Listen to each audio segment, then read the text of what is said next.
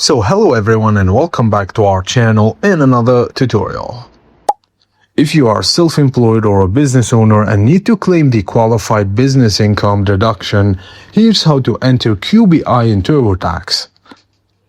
Firstly, sign into Turbotax and open your tax return.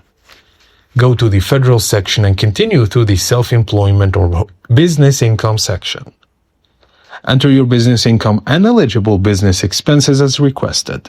And Turbotax will use the information from your business return to determine whether you qualify for the QBI income deduction, also known as the QBI deduction. When the Turbotax asks about qualified business income, provide the applicable information from your business records or tax documents.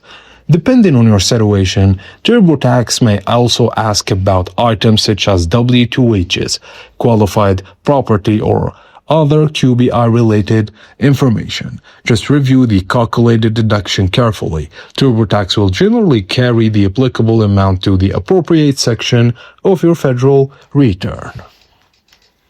And that's it, guys. As simple as that. Thank you for watching, and please don't forget to like and subscribe for more tips and tricks like this. Thank you guys for watching, and please don't forget to like and subscribe to our channel for more tips and tricks if you like the video. I will see you on the next one.